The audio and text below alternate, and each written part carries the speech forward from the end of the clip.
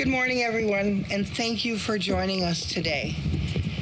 This is unbelievable that we're all here today. It's a very special day for Niagara Parks and the entire tourism industry, and I think our minister would agree to that. For me personally, I'm so proud to officially open the Niagara Parks Power Station, the multi-million-dollar project that has transformed the historic power station into a brand new attraction. All started with an idea. We were in the boardroom and we were thinking, what are we going to do with these 3 power stations? A thought came through, then an idea. The idea, then our minister, and I think, Lisa, you had just become our minister then. She came down to visit us, and we presented her with this thought idea, and she was so enthusiastic about it. And the next week, she had us in Toronto. We had all the stakeholders, the players, about turning this into an attraction.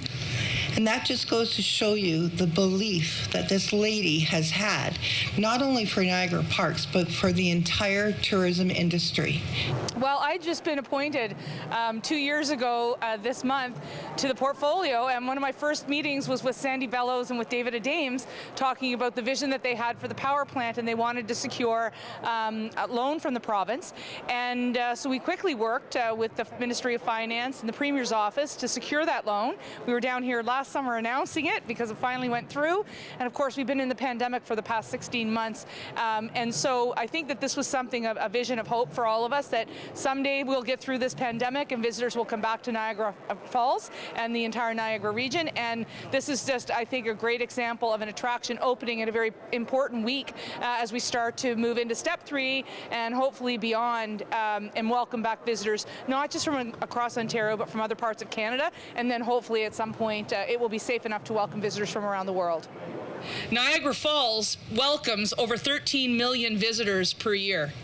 That's like the entire population of the province just descending on Niagara Falls each and every year, contributing to over $2.4 million in our economy. And I have to say, I know that there are about 40,000 jobs that are here regionally, and Jim Bradley would, of course, let me know that all the time. But during this pandemic, boy, those jobs were shuttered. They were gone. A lot of people rely on tourism in this community, and that's why it's so important that we have great stewards like the Niagara Parks Commission working hard to not only protect and preserve the beautiful falls and the grounds around it, but also to welcome visitors from all parts of the world when it's safe to do so. Sandie mentioned she hopes I bring my mom the next time I come. And so for the first time in 2 years, I'm going to see my mom because she lives in New Glasgow, Nova Scotia. And why I'm telling you this is because I miss her, one. But second, my friend Ted Salsi is here. And when he was mayor of Niagara Falls, he became great friends with my late father. And when my father passed away 14 years ago, I took my mom to Niagara Falls. And Ted found out we were here, I think through Tim Hudak. And he arranged for me for the first time ever to for me, first time ever. They've been doing it for decades, but I got to do the lights. I got to switch the lights. So Niagara Falls became very important to me personally, well before I became the Minister of Tourism.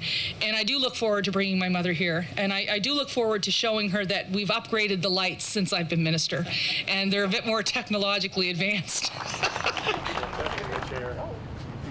Okay. 3, 2, 1.